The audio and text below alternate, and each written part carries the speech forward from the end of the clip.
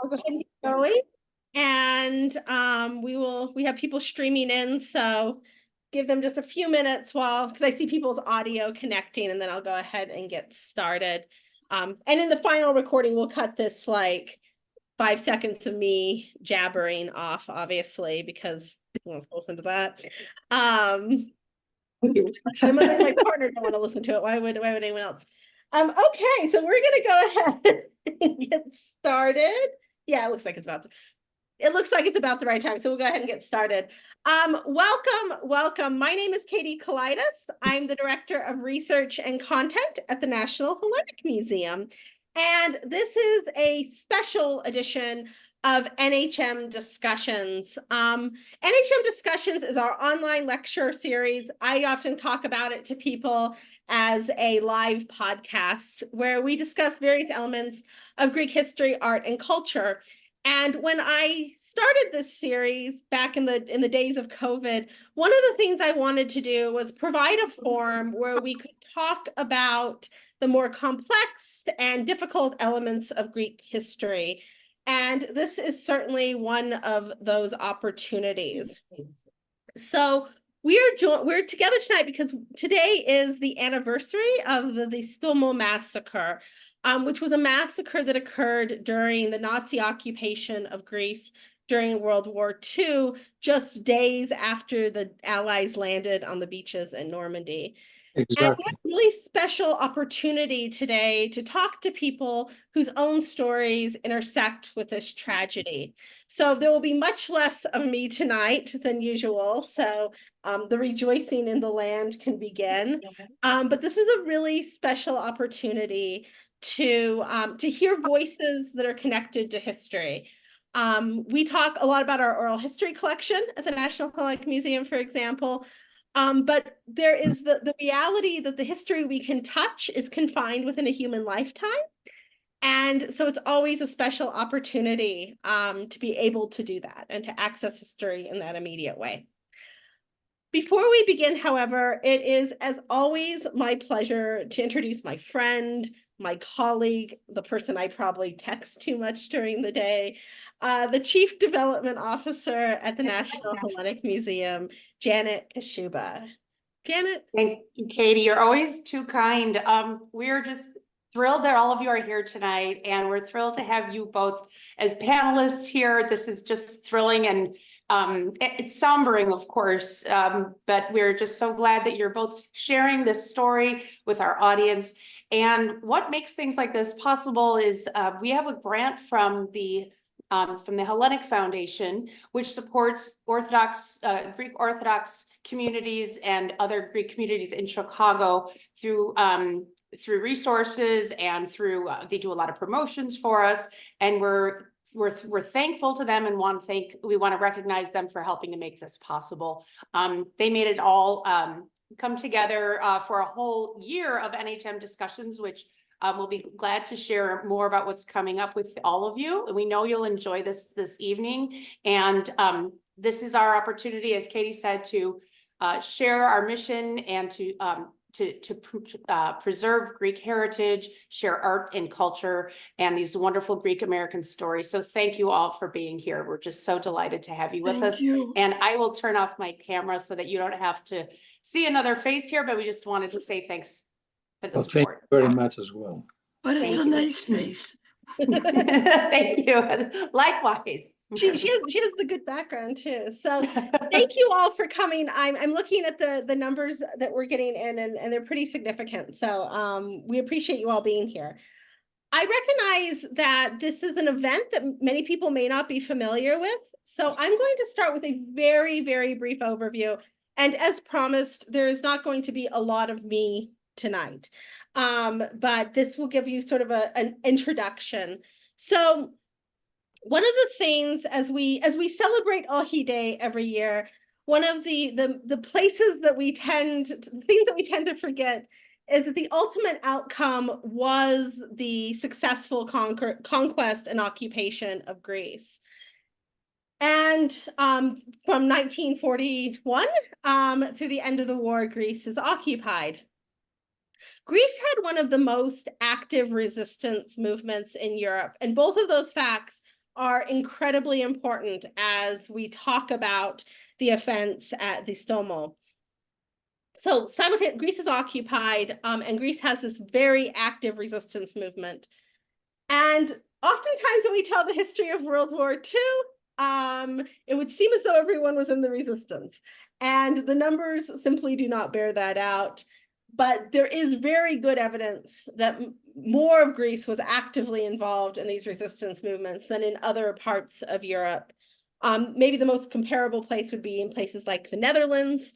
But even then, Greece had this very active resistance movement, in part because, you know, Greece had been fighting, in many parts of Greece, they had already been fighting for a century or more. And there's this long tradition of guerrilla warfare in Greece that made that possible, and made so that you didn't have resistance fighters that were sort of, you know, a series of clerks. You had people who had already fought, which is part of the story of the Greek resistance in World War II in general. And this is, I recognize that I always use the same photo of the Greek resistance. So here's a different photo of the Greek resistance from what I usually use. As you have seen on the news over the past couple of weeks, during the commemorations of the D-Day landing in June of 1944, the Nazis were on the retreat. However, they were still very much embedded in Greece, but they knew their days were numbered. And there's many things to suggest that Nazi occupation became more and more brutal as it became clearer and clearer that the Allies were advancing and that their days were numbered. On June 10th of 1944, a unit of the SS under the command of Fritz Lautenbach was conducting anti-resistance operations in the region around Distomo. These operations were common in occupied territories where the resistance was active. The Nazis understood, the occupying forces understood that there was just as much threat from these internal resistance movements as from the advancing Allied armies. This German unit encountered resistance from fighters near the Distomo as they were conducting these anti-resistance operations. After a brief skirmish, the Germans suffered casualties, which enraged Lautenbach, their commander. In retaliation, he ordered his men to march to the Distomo and exact retribution. What followed was one of the most horrific atrocities committed by German forces in Greece. Upon reaching the Distomo, the German troops embarked on a rampage of murder, rape, and destruction. They went from house to house, indiscriminately killing men, women, and children. The exact number of victims is disputed, but it is generally accepted that around 218 villagers were killed. The violence was largely unspeakable, and the village was left in ruin. Survivors, some of those stories you're going to hear tonight, recounted harrowing tales of the brutality they witnessed. And there's a reason that this story is often told as part of this collection of stories of brutalization that are connected not just to the Nazi occupation of Greece, but also to the Ottoman occupation and to events that happened surrounding the Greek War of Independence, right? This history of brutal occupation. These stories get told often together. So. In the immediate aftermath, the village was obviously left in a state of shock. The surviving villagers were left to bury their dead and rebuild their lives amidst genuine ruins. And this isn't a big place, right? We're talking about a village, a proper village where everyone knows everyone and everyone is oftentimes related. That's right. It was reported by the Greek resistance and later documented by Allied forces. And this is actually one of the better documented Nazi atrocities, which is important. And the incident contributed to the already growing list of war crimes attributed to the Nazi regime. It was part of the list of Nazi war crimes. The Distomo Massacre is more than a historical event. It's a stark reminder of the capacity of human cruelty and the profound impact of war on innocent lives. And that is part of what I want us to hear tonight. It underscores the importance of acknowledging and remembering the suffering of those who lived through the horrors and the trickle-down impact of such horrors, right? These events don't just happen in a capsule. So tonight we're really honored to be joined by people whose lives were intimately touched by these events.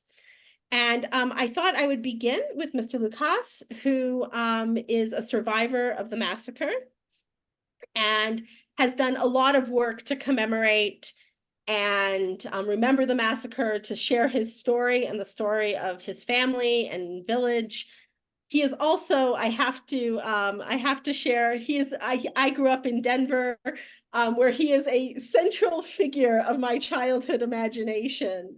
So it's all, and when we were planning this, he was busy this whole weekend as he ran the Greek Food Festival in Denver, as he has for many years. So in some ways, this is a real privilege for me on just a personal level as well. So I will turn it over to you, Mr. Lucas. Thank you.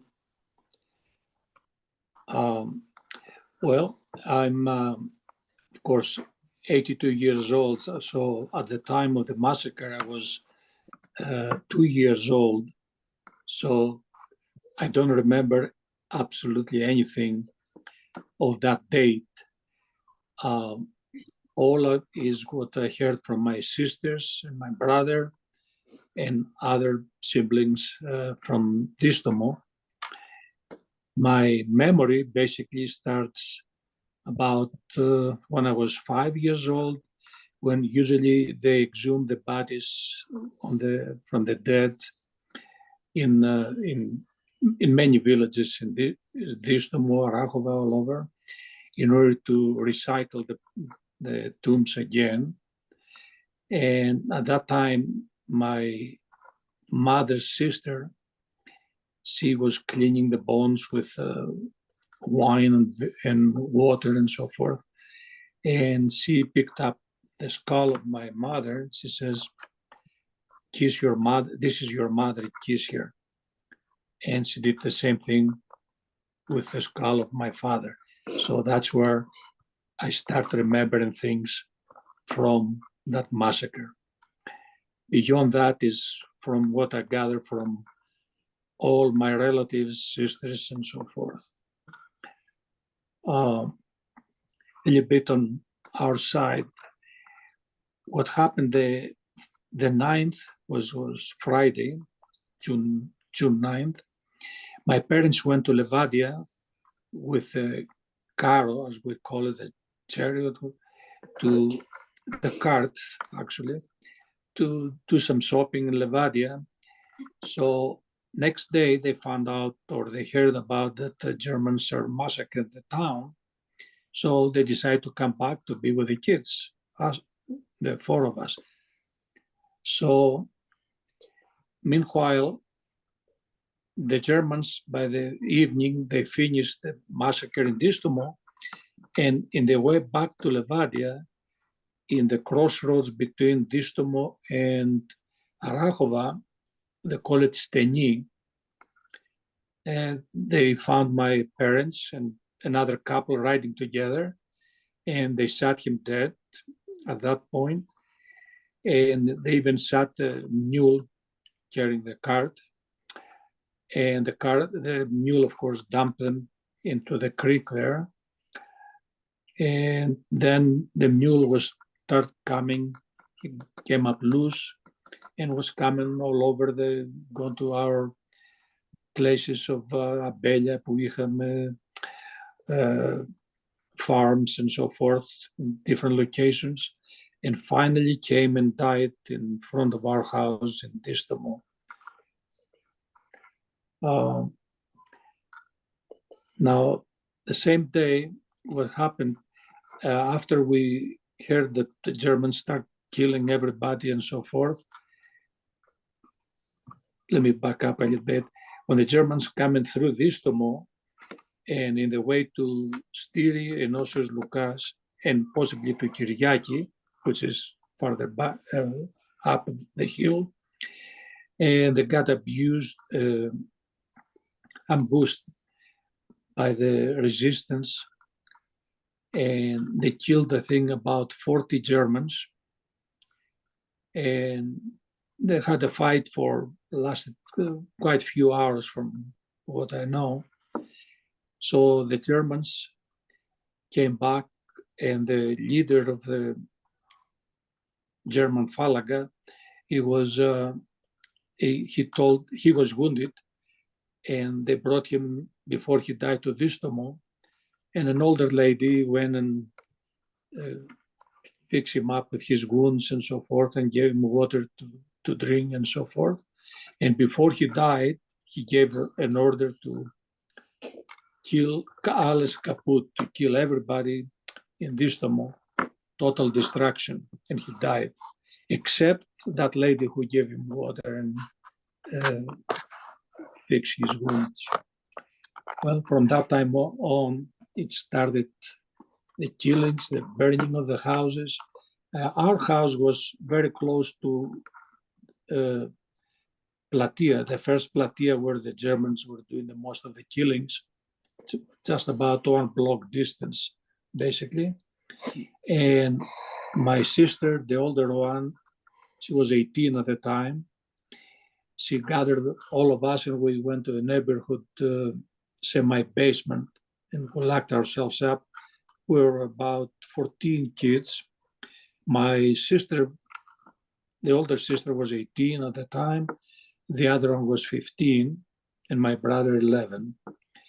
So we just stood there and waiting to see what was going to happen. All of a sudden, the Germans came, they knocked on the door, we opened the door. Apparently, he felt sorry for us and he spared our lives. He didn't shoot us.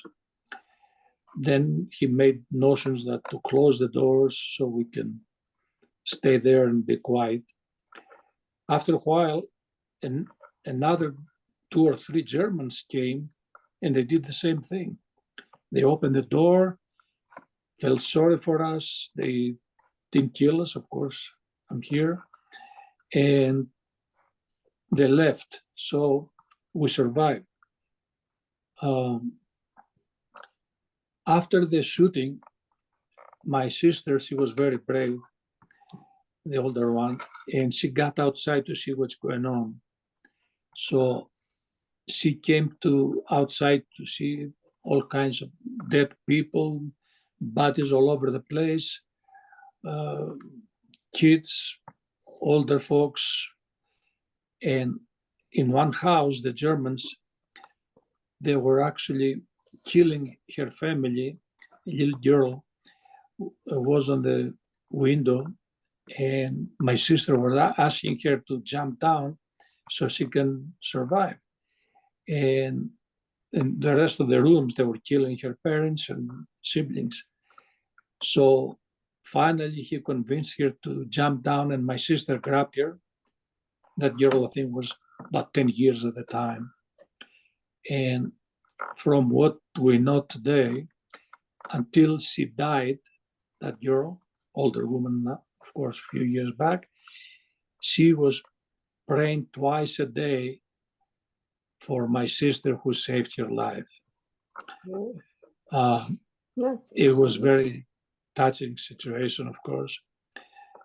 Then my sister came outside, tried to find out what happened to our parents because they were in Levadia, as far as she knew. She came across, she went to the cemetery because that's where people start burying their dead. And she found somebody there who was in Levadia also, and she asked him if she saw my parents. So he told her the news. He says, I was coming by and I saw your parents being dead. So my sister went and asked my uncle, first cousin of my father. He had a cart himself and his forada, the mare horse, to come and pick them up and try to bury them. Meanwhile, he says, well, I have to bury my sister, he said, my son-in-law and other people, and then we'll be able to go. So anyway, they went to Steny to find my parents. And at the time, the Germans start coming back and start shooting and so forth. So my sister says, well, my parents are dead already. Let's hide and try to go back and to survive, to see what happens to the rest of the kids and so forth, because the Germans, they were going back and forth. Of course, they finished the massacre in the dark hours, but then they were afraid that the resistance people, they're going to start firing at them. So they retreated, the Germans did. But next day, they start doing the same thing over again. And people coming from, they fled, of course, to the surrounding areas, including the road going to the Sfina and to hide. So they're coming back to find the dead and try to bury them. So finally, my sister and my uncle, they went down there and found my parents again, and they were about Tuesday now. And of course, in Distomo, July 10, 11, and 12, it's very, very hot. So the bodies were decomposing a little bit. And anyway, they brought him back and they opened a little grave there and they basically dumped the bodies in there, covered them. And that's basically, and of course our goal with us started after that to survive. The rest of us, the 4 of us, my brother and 2 sisters, it was extremely, extremely difficult times. The Germans, they left us with no food, practically no essentials at all. And later on, of course, the American Marshall Plan started, and they sent us a lot of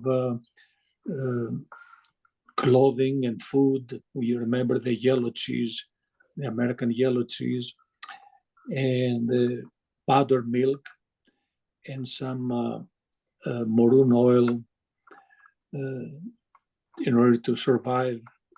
In the middle of the platea by the church, St. Nicholas up there, Pius Nicholas, they were having one meal every day. And I remember we're going to get a little meal to survive.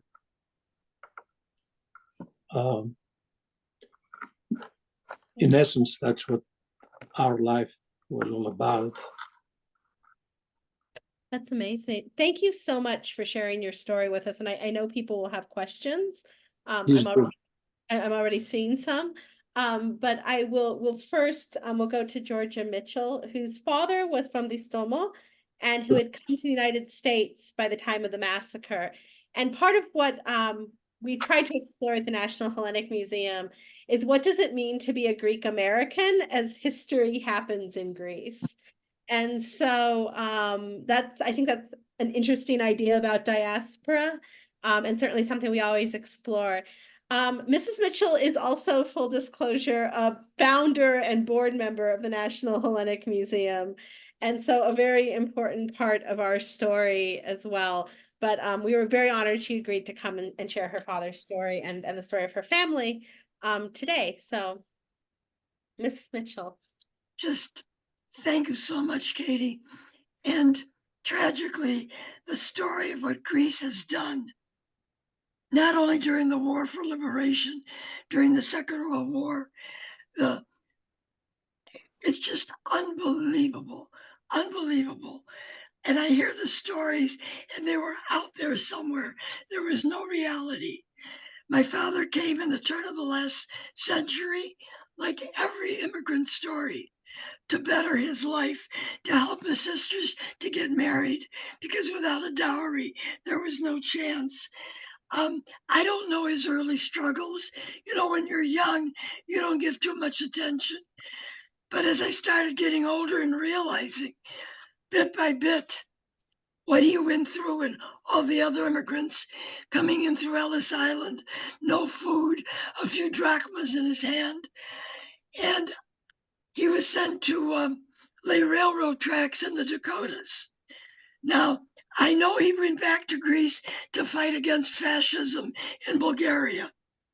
How he wound up back in America being sponsored, then went back to Greece to marry my mother, returned to America because of depression hit here, and they were left square one again to rebuild. My brother was born, I was born, and here's where the story begins. I hear about Distomo this and Distomo that. It was constant. His love for his village was unbelievable, but we were kids. What did we know? I was born and raised in Chicago. That was out there somewhere. My mother died. I'm trying to remember now. Let's see, this happened in 44. And I remember the panic, the pain, the hurt. My father was one of the founders of the Distomo Society with Father Gabriel and Mr. Castritis, and so many I can name. And they were founders and very proud. That's why it was called Patriotic Society, which still exists today, going into maybe third, fourth generation. Very proud to be from Distomo.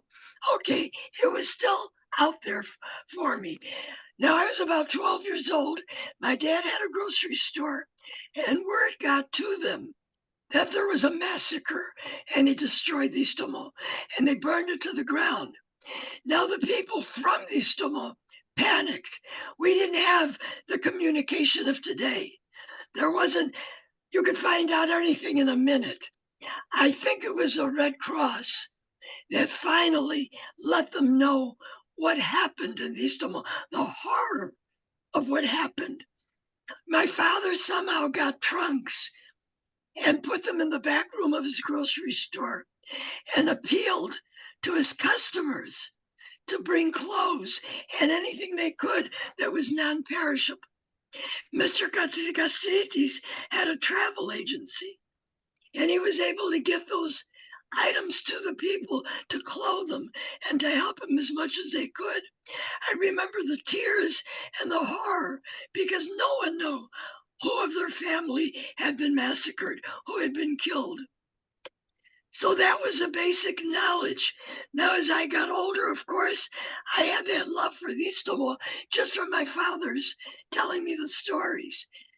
And then finally he got back. He left in 28 to get married. He never went back until 1958. Now his family had died. And he sent me a telegram. Of course, his generation may not know about telegrams. And he said, take your children and come to Distomo. I have, better you see, a inheritance, and I want you to tell me what to do with it. So we flew to Athens, stayed there for a few days, and then we went to Distomo. What my eyes saw as an American, first of all, I was shown the grammar school where they had machine gunned all the way around. There was no electricity. This is 1962. Remember now, this is 18 years later. There was still no water. There was no plumbing. There was no electricity, as I said. They were living on bare, whatever they could get from the land. Of course, and the few animals they had. This was a total new experience for me, having lived in America and in Chicago. And the stories start being told where indeed there was a young man who owned a gas station in Distomo. The gas station came much later. But his mother was nursing the baby, and the Nazis cut off her breast and the baby's head. And this boy and his sister witnessed, this is Taki. Look out if you know who I'm speaking of, Taki's Funders. And when I met him 18 years later, he would scratch his arms until they bled. And he'd sigh, oh, my mother, oh, my father, with that scene forever in his head. And these were the horror stories that I heard, which made me feel even more patriotic and loving this beautiful village which sits on top of the Helicon. It is an amazing. I went to many villages in Greece, traveled there many times, but I don't know if it's because my blood is there, my heart is there. It is a remarkably beautiful village. Well, now I got involved with the Hellenic Museum, and I was born and raised in a very Jewish neighborhood, and I always heard about the Holocaust. And I felt, it was time that the world found out about Distomo. And for a short time, I was executive director of the museum and came in touch with a man by the name of Dieter Egemann.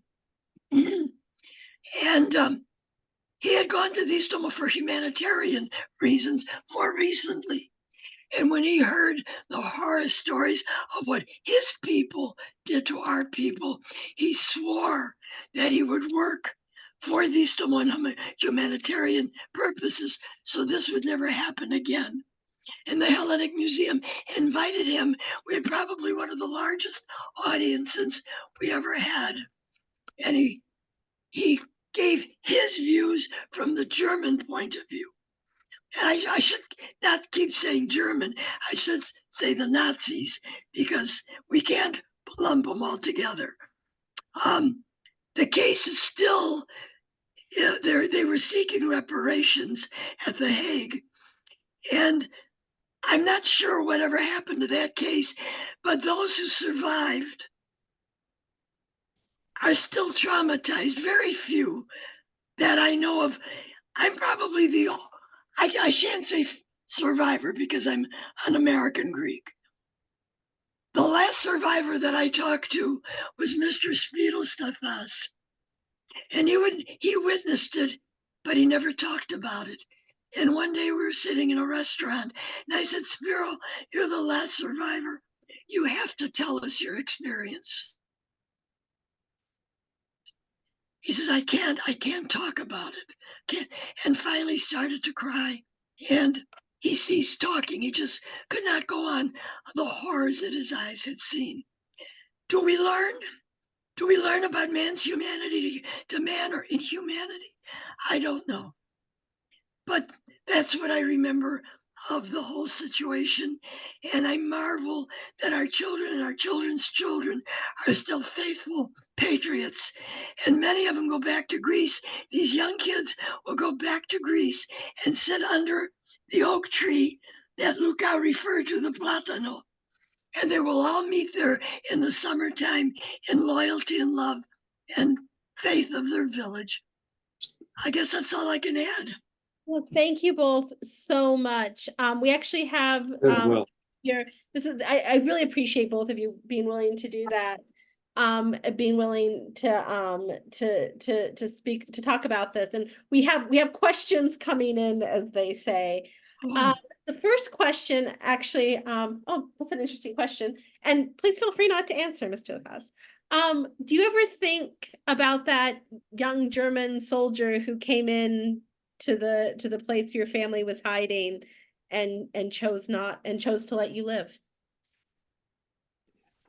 I'm sorry, I didn't understand the first part. Do you ever think about that young German soldier who came into that room, and what are your thoughts? Like, what do you think if you think of him? And feel free not to answer that.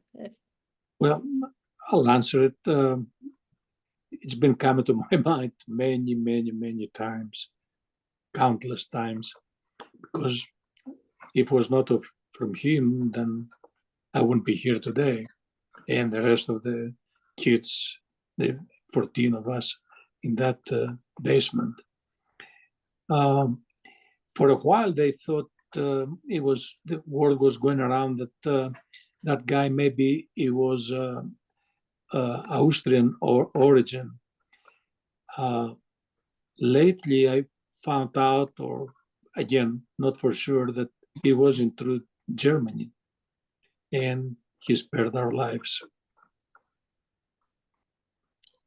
And incidentally, the person who was responsible to carry out the order for the massacre in Distomo, his name was, I had it down somewhere here, Hans Luftenbach?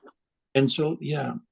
The German officer, Hans Hambel, I think was his name, he was caught in France and they brought him back to Greece and was held in there. And in August of 1949, he admitted that he carried out the massacre, and as an excuse, he said that he was carrying out orders from above.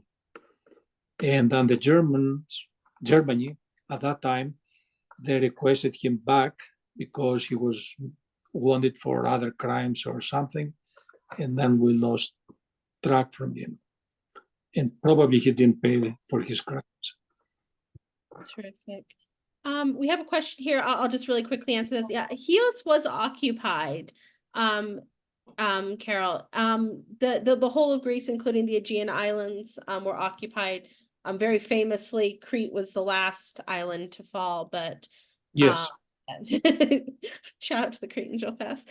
Yeah, so it was occupied.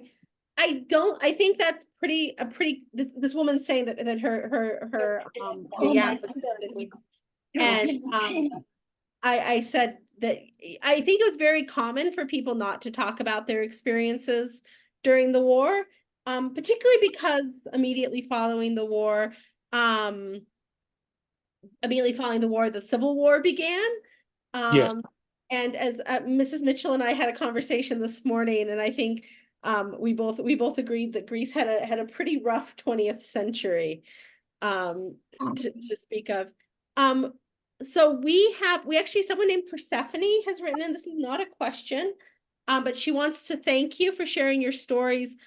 She said her parents were from nearby villages, and they had wonderful family friends who had firsthand accounts who were Greek Americans in Detroit, and she's grateful that you were willing to share this. Georgia Coates has a question, and this is for both of you, and you can decide who wants to answer first, or Katie, may I interrupt you? Yes. The story that Luca told about his family is legendary. I remember hearing, Luca, if you will, that the German opened the door, saw the children, and shut the door, and turned around and said to his fellow soldiers, kaput. In other words, the family was dead. Am I right? That he did all the executions.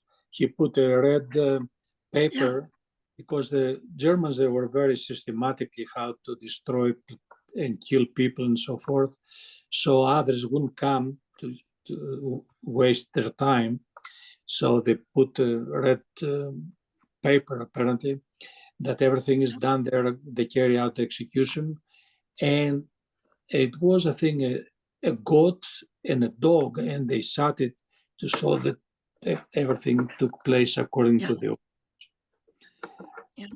It's such an amazing story. I mean, legendary. Absolutely amazing. I'm sorry I interrupted. No, of course. This is the one question we have. Another question we have is, how important is it to tell the stories? How important is it to tell these stories, not just so people remember, but we talk a lot about how people don't talk about these things. But in terms of telling these stories, has it been important? I think this question is mainly from Mr. Katz. Has it been important to you personally? What have you been able to benefit from it in any way? Or I understand you're reliving a lot of pain, but has there been some sort of personal healing that takes place by being able to tell these stories?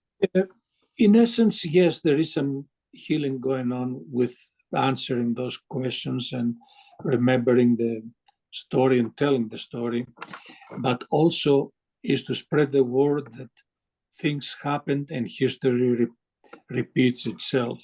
Look what is happening here today, Ukraine, Palestine, Israel, all over the place. Although we have the United Nations people that pass resolutions to do this, not to do that, this and that, and still we have wars going on as we speak. That's what I'm trying to convey, the message out, that it may happen again and you never know. And that from that point of view, I get a little satisfaction. That's the correct term to use. Absolutely. We actually have someone who's asked a question who has his own connection to Greek World War II history. Stephen Dundalakis is with us, so I'm going to let him actually speak.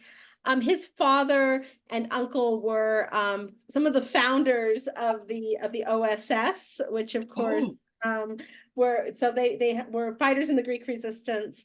And so you should be able to speak, Dr. Dundalakis. If you have a question. Oh no, the internet failed us. Okay. Are you? Well, if your hand is still up, so I'm going to leave you there, able to speak just in case.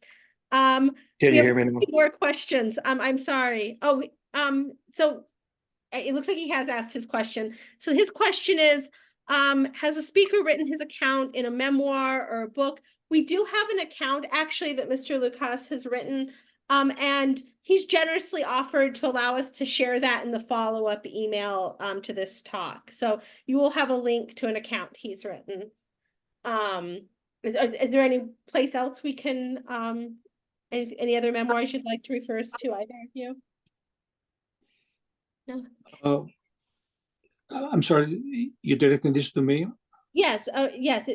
I know we're going to share the account you've written. Well, my sister had a live video in 2000, and the older sister, and she described exactly what has happened. A very, very detailed video, and even I was surprised. I mean, I was told of those stories many, many times, but I got more out of those details and so forth. My sister at the time, in 1946, she got married 47 in Arachova, so she left, the older sister. My brother was going to Gymnasio, high school in Levadia, and I was left less than 10 years old with my other sister, Fula, and we had to send him the meal every day, metokacharoli, as we say, with a bus, and I had to take it in the morning with the down Iplatia, where the massacre took place. At that time, it was all muddy in the winter time because it was not asphalt many, and I had to go up with those shoes, nothing, just carry the food for my brother in Livadia, and I didn't have a chance to put any shoes on and so forth. Then in 1952, when my brother left for America, let me backtrack on that. Recent people who went to America, and one person, he recommended to the Distomitans of Colorado, the Society of Distomo in Chicago, I meant to say, people wanted to help the victims in Distomo and so forth, the relatives. So people thought, many members, they thought that they should send some money to each family and so forth to survive. So he came up with a better idea. He said that if they were going to send the money, then they're going to spend it, and then we'll be back in the same bracket. So the best thing to do is to try to bring a person from each family to America so they can work, pay us back, the society, and he can help his family back. So, and they came to the point that they need to bring the person who had the most need, the youngest one. Guess what? It was my term, and I was only 10 years old at the time, or 9. So my brother was 18. He finished high school in Livadia, and he said, well, if you go to America, you might be lost. So I better go in your place. So we had an agreement with my brother that he was going to go first, help the rest of us, which he did. as much as he could. And then I came to America in 1964. And my other sister got married also in Arachova. So then I was 10 years old. My brother left to go to America. My second sister got married in Arachova. I was left alone. So I went along with them to Arachova and lived with them. 6 months to my sister, one sister, 6 months to the other sister. My mother was from Arachova. And so my cousins there and everything, they took care of me because they couldn't care for me to take me back to Distomo with all of this going on. So they left me behind in Arachova with my aunt and uncles and cousins in there, so my sisters could be free to come around and take care of whatever is to take care in Distomo of leftovers. Amazing. We have a question about, I've never been actually, but someone was talking about a memorial that has recently been made. There's a memorial in the village, Yes. massacre. And Carl is asking if you know who designed and produced this monument. Does anyone know? If not, I will find out and share it in the It follow-up. wouldn't be hard to find out. Yeah, Carl, I will, unless Mr. Lucas knows. Well, I don't know exactly who did it, but there is a memorial in a little hill called Canales. And that's where the memorial is today. They have the small boxes where they keep the bones from all the victims with the numbers and everything. And they have a glass front, so people who they visit, they can see the skulls and the bones from different people. At the time of the massacre, my mother was 41 and my father 62 at the time. Goodness. They have an ossuary. And Yes. in the Orthodox tradition in the villages, when you buried them, they would decay after 3 years, and then you exhume them, wash the bones, and put them in a box. And they're all labeled. It's a very So they can recycle. contemporary monument built on top of a hill, and it's all white marble. Very impressive, very moving to see it. Yes. And if Luca doesn't find out, maybe I could help you to find out who designed. I will do some digging. Earn my keep as a researcher. So someone asked what the village is like today. And what, if you both want to comment? Well, I'll take that question. I was there very recent, about a few weeks ago. The town is doing great. They have a high school, a lyceum. They have, in fact, the mayor of town is there with a Kallikratis situation. We have the mayor of Distomo, Arachova, and Antikyrat all together, and the center is in Distomo in the Kato Platia, where the massacre took place. And they're doing really well. They're producing a lot of wine. In fact, they produce the most wine for the area, selling it. The olive trees, they're pretty good still. Of course, this year was not very good. But they have a lot of people educated, scientists come from Distomo, but the town itself, it's really well coming together. That's one that is a story of hope. May I interject there? Please, Ms. Mitchell. A few years ago, NATO, we're talking how many years, Luca? 30 years, 40? NATO wanted to set up an air base, and in cleaning out the mountain or digging into the mountain, they found bauxite. And Russia was sending their tankers to take the bauxite to Russia and process it into aluminum. Well, the French Péchiney They said, wait a minute, why are we sending it to Russia? So they joined with the Greek government and they created Pechenay and they mined it. They started mining the bauxite in the seaside of Distomo. And they built a huge factory and they brought many French. They built a Catholic church, families. They call that Aspera Spitia, the White Houses.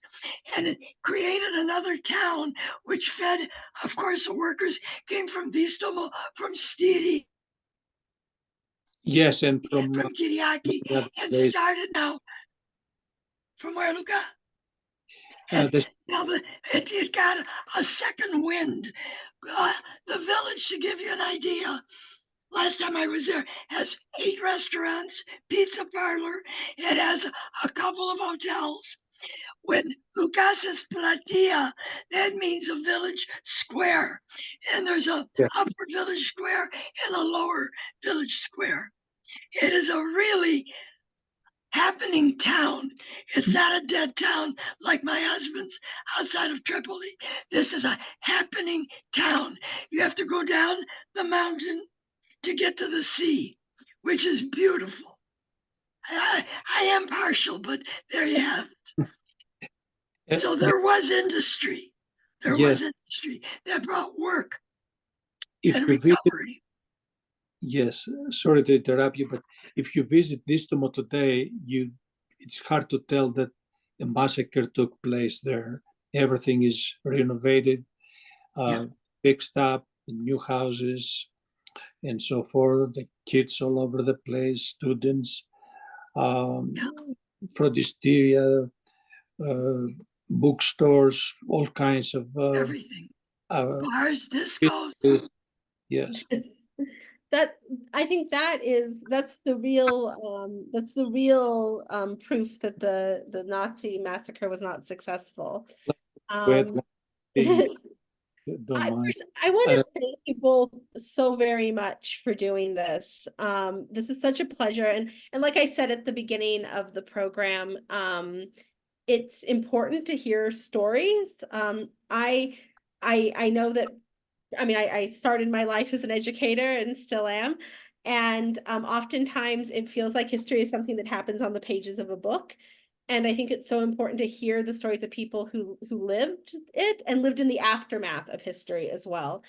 Because in a real way, we're all living in the aftermath of history. And thank you for sharing stories that are ultimately stories of survival. And even though they're sort of about the darkness of the human spirit, I think also they're about the perseverance of humanity. We actually have someone in the chat right now whose parents her husband is the son of a survivor, and her father was the survivor of another massacre during the Second World War, and they met. So once again, these are not stories of Calliope. These are stories of survival as much as they are stories of darkness in some ways. So we really appreciate all of you being here, of everyone sharing your stories. Mrs. Mitchell and Mr. Lucas, people who are dear to my heart anyway. So I appreciate you doing this. I am going to, of course, turn it over to Janet one last time, so she can lead us out as she always does. Thank you very much. Thank you, Catherine. Thank you for documenting this story that should never be forgotten, because it's man's inhumanity to man. And will we learn? Will we learn? You can tell the story enough. Perhaps one day we will. So thank you. I really appreciate this, and I was nervous all day that this would work because I think it's so important. So I'm so happy that it did. I appreciate it. Janet, thank you both. Janet. Mrs. Mitchell and Mr. Lucas, you're so kind to spend this time and to make us aware, many of us who are maybe not aware, as you saw from some of the comments. And I think that's knowledge is half the battle, right? So you're helping to spread a story, and that's really what the museum's mission is to share these stories, share what we share, well, share what unites us and what we have in common, and also make sure we work very hard to not repeat these same mistakes from history, and but learn about what unites us more than anything and give us hope. So I want to thank the Hellenic Foundation again for helping make this possible. And if any of you out there are interested in helping to support the museum and support online discussions and would like to make a gift, you could go on our website, www.nationalhellenicmuseum.org, and you can click on donate or support. And there's many ways to support us. So by being here, you support us, and you help keep our mission alive and help bring these stories to the public. So thank you both so much again, George, especially for all you've done as a board member and a founder, and Mr. Lucas, for being a mentor to Katie. And somehow it all comes full circle, because now I feel like I've got that to be thankful for, being a friend of Katie's and a colleague. So thank you both so much. Thank you for letting us. Janet. Thank you both so much. Thank you all for coming. You can go to our Eventbrite page to learn more about NHM Discussions, a little corner of the internet where we do good things. So thank you so much. I hope you'll join us for another NHM discussion, though I can't promise it'll be as enlightening as this. But I will see you at another NHM discussion. And just so you know, tonight's program was recorded and will be available on the National Hellenic Museum's YouTube page, possibly as early as next week. So thank you. Have a lovely evening, and I will see you all soon. Thank you very much. Thank you. Great work. Thank you. Bye.